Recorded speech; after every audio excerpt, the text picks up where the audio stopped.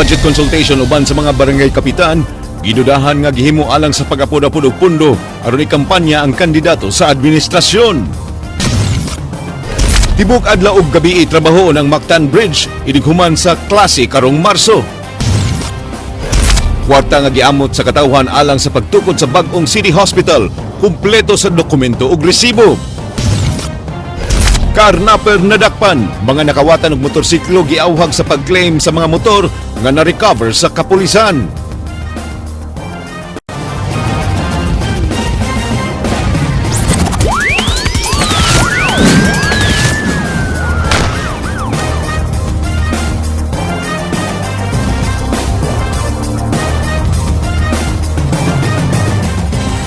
May hapon sugbong Kabisayan, duha ka mga pusher na dakpan nga nag-operate sa usa ka drug den sa Tig Supply kanila og shabu sa Dakbayan sa Lapu-Lapu. Ang duha nakuha og 35 kagagmayng pakete sa shabu, kwarta nga halin og drug paraphernalia.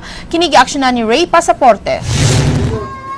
Nadakpan sa mga sakop sa City Intelligence Branch Lapu-Lapu City Police Office sila si Julius Bacunawa ug Kent Eves Blanco sa buy-bust operation sa Sitio Parula sa Barangay Ibo, Lapu-Lapu City. Si Blanco wala pay tuig gikan nakagawas sa prisuhan. Humanag atubang og kasong frustrated homicide.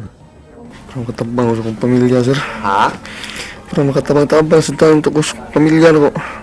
Mao ginay rason nga musod aning kon illegal mo kung katabang tawa dahil laing paagi nga makakuantag laing Kita, paagi sir. makita tagkwanta sa tinaro nga paagi. Wala yung nakita, sir. Hila kayo, sumahay kayo. Sir, Ha? wala yung bagmahay, sir. Ang duha nakuhaan og 35 kagagmayng pakete sa Cebu, kwarta nga halin ug drug paraphernalia. Ang CIB nakadawat og daghang mga reklamo gikan sa mga silingan nila ni Julius ug Kent Eves nga nagsigi gihapon sila sa pagpamaligya og Cebu bisan gipang badlong na. We acted sa text complaint nga gihatag niabot sa mga opisina which resulted to the arrest sa duha. Ang drug den giila nga giabangan sa usa ka June tatak nga mao ang nagsupply kanila og shabu. Dinhi sa nimpalit dinhi paggawas ang butang niyang uban sa pag mga gabi na pasudlo na sila dinhi. So ang naay mga customer moso dinhi para mapili sa kuan sa butang, sir. Alang sa Aksyon Bisaya, Ray Pasaporte, News 5. Gihangyo ang Police Regional Office sa paghimo sa usa ka parallel investigation batok sa 7 ka mga pulis. Buot nila nga walay pagpabor-pabor ang pag-imbestigar sa mga pulis kinsa na ngayo og kwarta sa ilang dinakpan aron buhian. Kini giaksyonan ni Ray Pasaporte. Sunod simana ipagawas ang resulta sa investigasyon batok sa 7 ka pulis sa City Intelligence Branch CIB sa Cebu City Police Office nga gilambigit sa hulidap niadtong Domingo sa hapon. Gawas sa gihimong investigasyon sa Investigation and Detective Management Branch sa Kapulisan sa Dakbayan sa Subo. Gihangyo usab ni Senior Superintendent Benjamin Santos ang Regional Office 7 nga mohimo sa parallel investigation aron malikayan ang bias. Ang 7 ka pulis gireklamo nga nangayo og tag 75,000 pesos sa ilang duha ka dinakpan nga drug courier o gibuhian human gikaistorya ang drug lord sa duha. May result na mag-collaborate silang dalawa kung ano talaga yung nangyari. Then from there, we will be able to determine whether we will punish them or we will just... Si Mayor Michael Rama nihagit og niawhag sa CCPO nga i-assign sa laing lugar gawas sa Region 7 ang 7 apan dili uyo ni si Santos kay ihaunang paabuton ang resulta sa investigasyon. Pagkakaron, gi-assign ang 7 ka pulis sa beat patrol ug wala gipadala og armas human gidis armahan.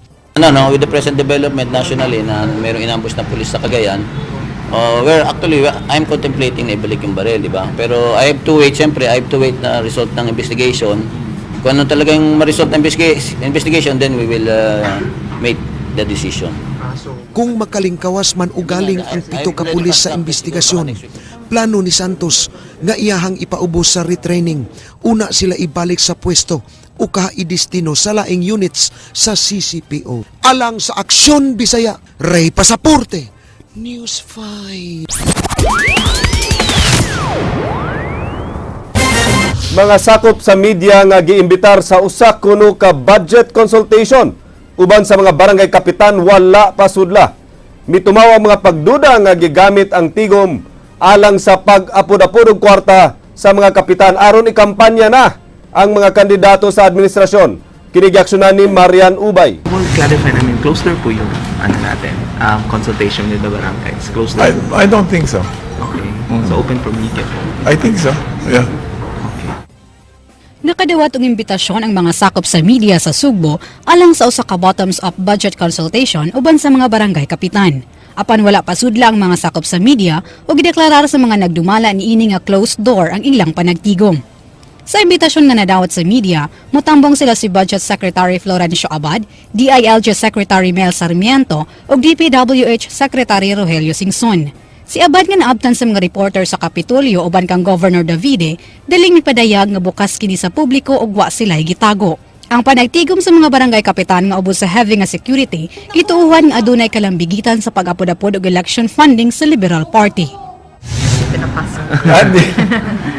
See, Lim? Well, we can find. I mean, there's nothing to hide there. Yeah, okay. Gituhuan ang funding ipanghatag aron mangampanya ang mga barangay kapitan sa presidential candidate sa administrasyon nga si Ma Rojas. Nagpabilin nga ubos ang rating ni Rojas samtang nagkaduol ang eleksyon. O gituhuan nga ang pagpanghatag og kwarta sa mga barangay kapitan makatabang. Pipila ka mga kapitan nakapaloyo na sa ubang presidential human sila giduol niini. Apan matod ni DILG Secretary Mel Sarmiento nga way labot ang pampolitika sa ilang pagbisita sa Sugbo. Matod niya nga ilang tumong sa Sugbo bang pagpaghanay sa national budget sa tuig 2017 tungod sa pagsugod na sa budget cycle. Ang rason magud atong sabton nga ang budgetary cycle sa national government nagsugod January, February, March. In fact, as early as December nagsugod-sugod na ta pagpreparar para sa 2017 budget. Unlike sa local Alang sa Aksyon Bisaya, Marian Ubay, News 5. Mga sinakong bugas sa NFA na tanggong sulod sa mga barko tungod sa kakuwang sa pantalan nga kadungguan. Nahadlok usab ang NFA nga idiskarga kini sa Pier 2 tungod sa posibleng mahitabo nga pagpangawat. Kini giaksyonan ni Leslie Caminado Vistil. Natanggong sulod sa 5 ka barko ang 800,000 kasakong bugas sa NFA gikan sa Vietnam tud kay wala kini kadungguan sa pantalan. Matud pa ni Cebu Ports Authority Acting Deputy General Manager Attorney Yusuf Ukong, ila unta nga padungguon sa Pier 2 ang barko. Apan matud niya, dili musugot ang kadagkuan sa National Food Authority. We just been waiting for 1 month to dock. We have provided Pier 2 available for docking, but NFA they said refused because of some pilferage, and then they want to use CIP, but we have offered Malacanang sa Sugbo on that berthing area because they can be accommodated there.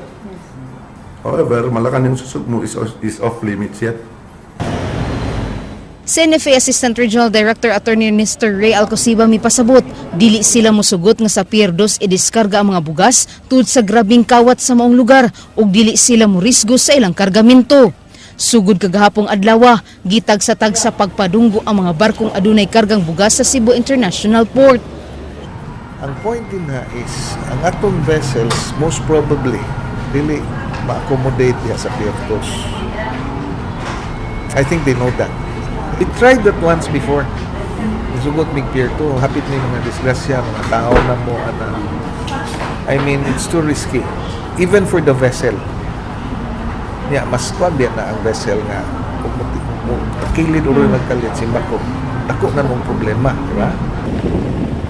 Mato ni Alcosiba, ang kalangay dili makapekto sa supply sa bugas. Tud kay ang mga bugas, igo lang gidugang sa ilang pundo. Ang 800,000 kasako, ilang giandam sa epekto sa El Nino sa mga anihunon nga kahumayan.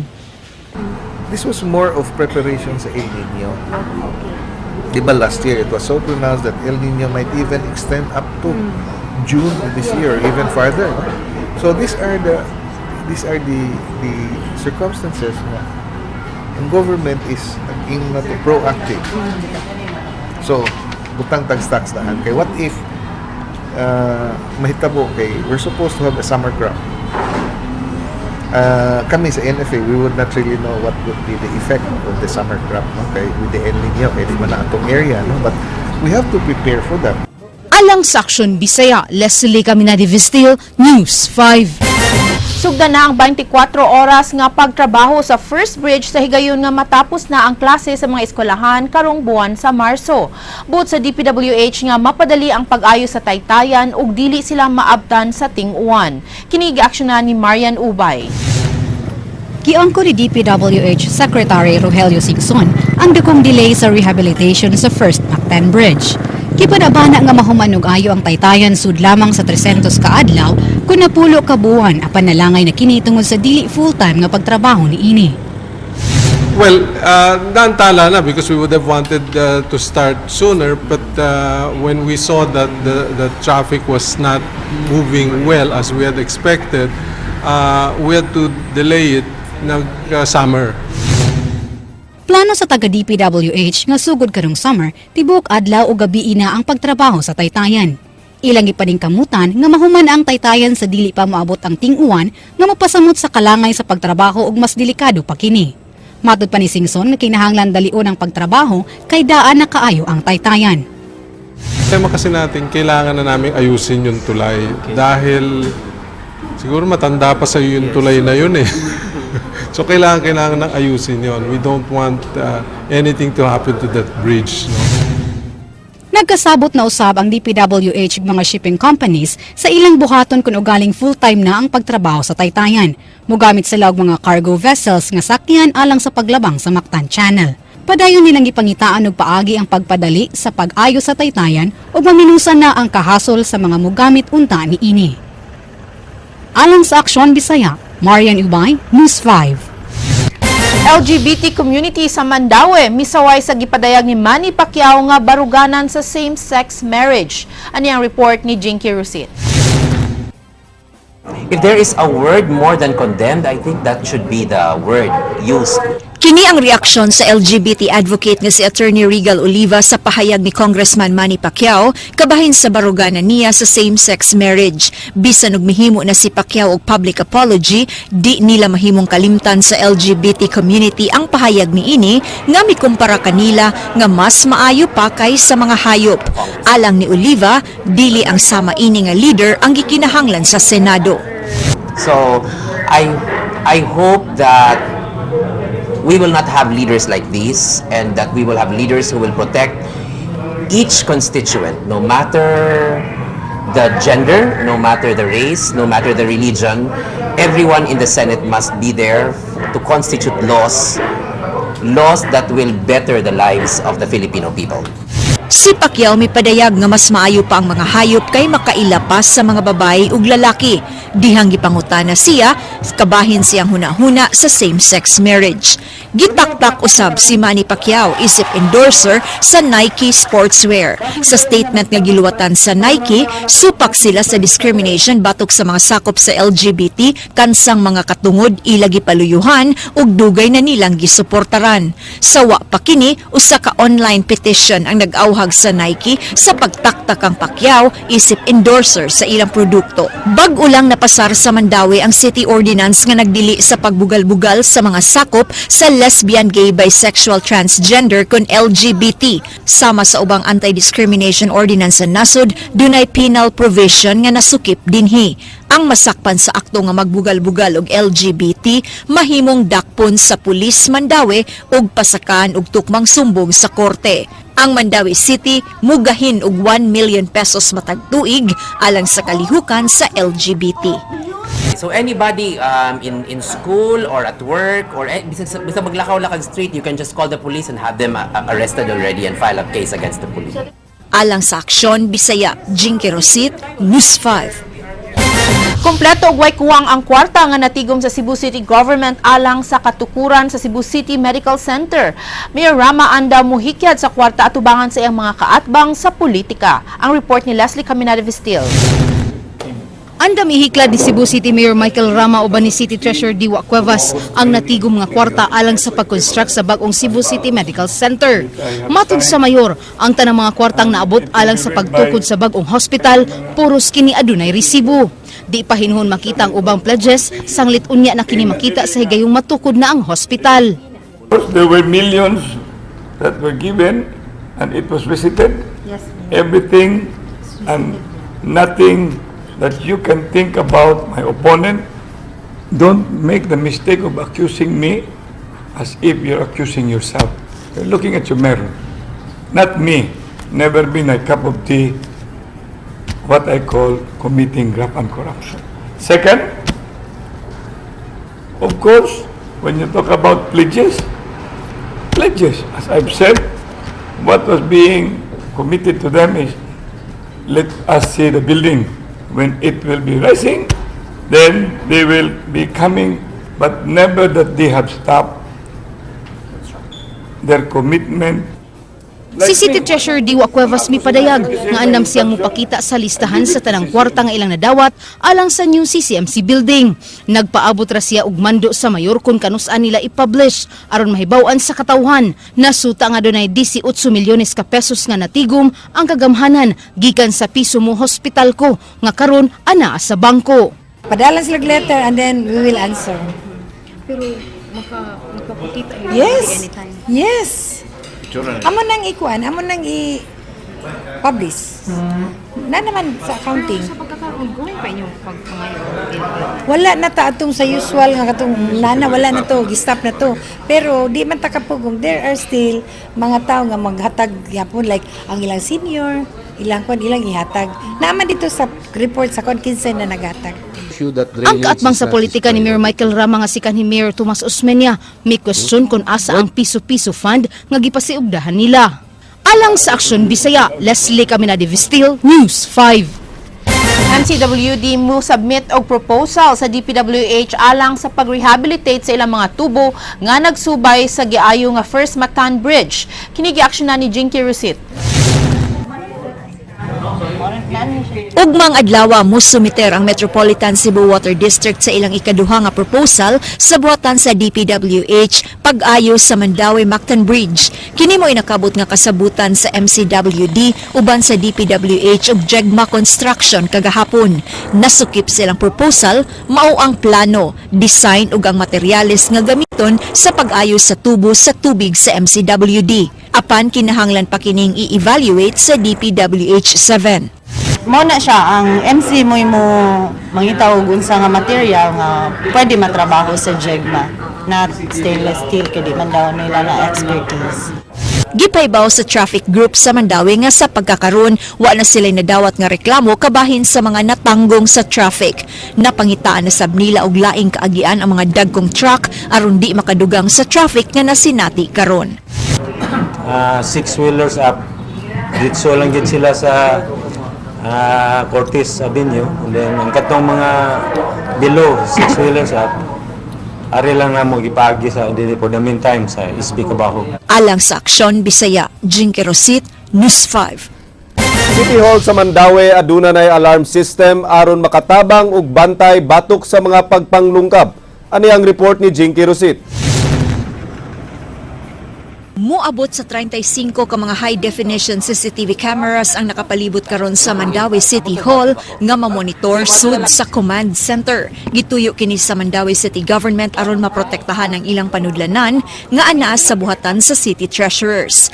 Ang proyekto nga gilusad gitawag og Integrated Intrusion Alarm System with CCTV camera. Gibudgetan og 3.9 million pesos sa gobyerno.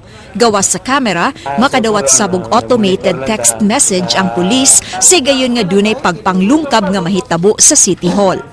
Within 3 years, libre gina maintenance and 24/7 monitoring within 3 years. After 3 years ka na ako pa nag-discussan kung sa'yo mahitabuan na. Pero of course, ato yung pwedeng nga mo-sustain nga system.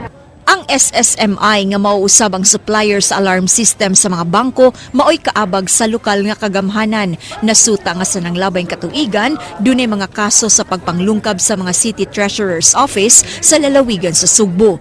Tinguha sa Mandawi City Government nga sa higayong mahitabo ang susamang insidente, dali rang maila ang mga responsable sa krimen. One thing unique sa dani no is katong like si Mayor inikahuman ani nga project. Bisag naa siya sa balay, makakita siya sa tanang kamera diri sa City Hall. Alang sa Aksyon Bisaya, Jinky Rosit, News 5.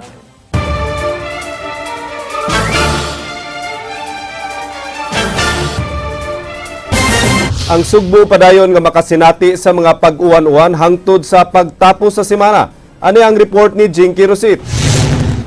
Ang nasinati karon nga bugnong hangin ug pagtutaligsik hatod lang sa tail end of a cold front dala sa hanging amihan. Ang dagan sa panahon karon mahimong masinati hangtod matapos ang semana. Og taas slightly warmer from the normal or average ang atong temperature. So one of the impacts nito, pwedeng early ma-terminate ang tinatawag natin na amihan. So as of now, makasinati pa tayong mga patak-patak ng mga pag-uwan. Gilauman nga matapos ang dry spell karong buwan sa Mayo o Hunyo. Busa tambag sa pag-asa ngadto sa publiko nga di magusik-usik og tubig, labi pa kay posibleng makasinati ang nasod ug huwaw sugod karong Marso, Abril ug Mayo nga naatul usab sa dry season sa nasod. At least meron pa tayong nare-receive na mga amount of rainfall. So possibly pwede pa natin tong itinatawag natin rain harvesting. So kung naatay barrel, so pwede tayo mag-ipon ng ulan hanggat meron pa tayong ulan. Gitambagan sab karon ang mga mag-uuma nga magtigom og tubig aron dunay magamit sa tagsa-tagsa nila ka mga umahan. Sa Hulyo pagilauman nga musod ang panahon sa ting-uwan. Alang sa Aksyon Bisaya, Jinky Rosit, News 5.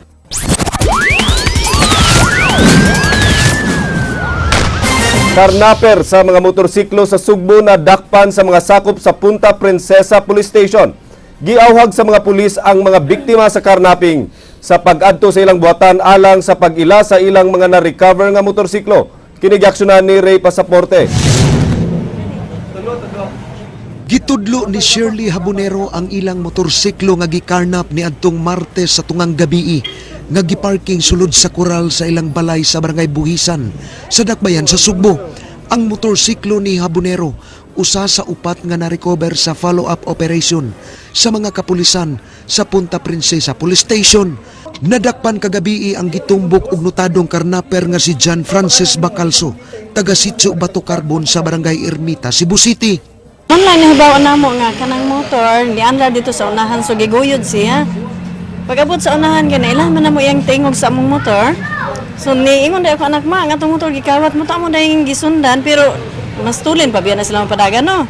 Pag-abot dito sa barangay sa Buhisan namang gipatsik ang CCTV. Dito nakita gyud namo ang among motor ug ang drive nga nagkuha sa motor. Ilang nga gipablatter sa Punta Princesa Police ang pagkawagtang sa ilang motor sa Kabalaka nga gamiton kini sa illegal nga kalihukan ug sila na ang mapasanginlan. Dakpan siya sa atong operatiba naagis with the help sa Lambat Sipat volunteers na to na may programa ng painting ang Lambat Sipat volunteers. Siya gyud naghatag na to information nga with relation to motor napping incident.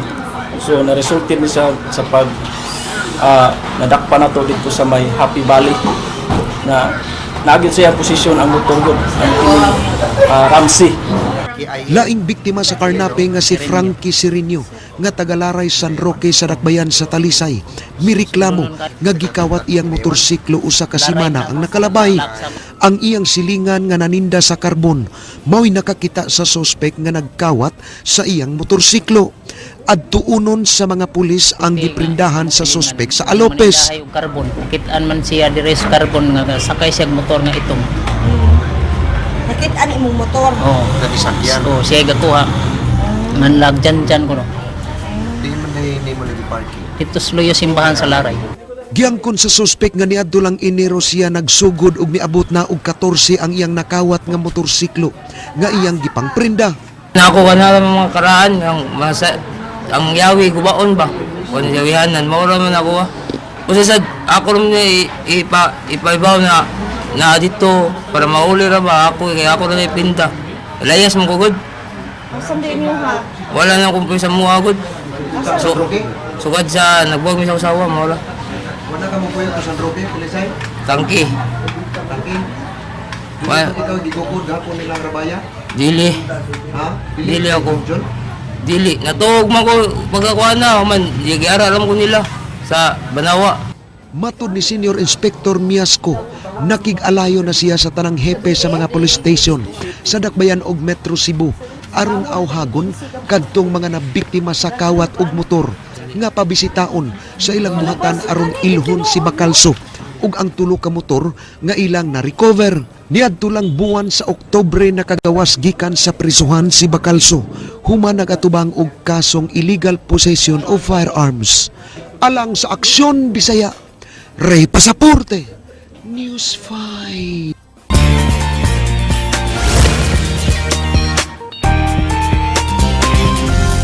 Happy vibes sa TV5. Human sa pipila ka tuig nga pakigdate og pakyas nga pagpangita sa gingong man of her dreams, usa ka dalagang babae sa Houston ang gipakaslan ang kaugalingon sa nakalabing tuig. Matud pa nga nanumpa ang maong dalaga nga pakaslan na lamang niya ang iyang kaugalingon kung ugaling dili pa siya makakita og partner sa edad nga 40.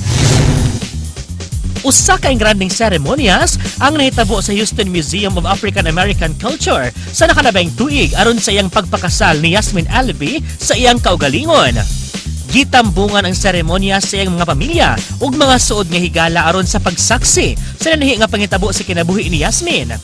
Matud pa sa mga nanambong nga nahisusama ra gyapon sa normal nga kasal ang nahitabo sa maong seremonya apan ang nakalahi lang kay walay groom ang bride. Ang inahan sa babae og dili ang amahan ang miatod kaniya sa aisle og imbis puti, purple ang iyang wedding dress. Tungod kay wa giilas sa Estados Unidos ang seremonya sa self-weddings, gihulagway lamang kini isip usa ka spiritual ceremony nga gipanguluhan sa tulo ka mga ministro. Kun todo make-up sab ang maong babae ug nag-effort sab siya sa pagrampa sa iyang wedding gown. Bisag ang mga bisitang nanambong, gipangandaman sab ang maong wedding day, pinaagi sa pagsulob sa ilang mga formal outfit. Bongga sab ang maong kasalan tungod kay aduna sab siya napulo ka mga bridesmaids. Og mao kadto naglangkob sa tong light news karong hapon. Alang sa walay karapusang mga chika, balik ko ninyo matag alas 7:30 sa buntag. Weekdays sa Rated JP sa Radio 511.9 News FM Cebu. Kini si JP Lawkot Sera nga toward the gay nagkanayon. Ang pag-ibig ay parang magic. Hanggat hindi mo nakikita ang pandaraya, patuloy kang maniniwala. Agay!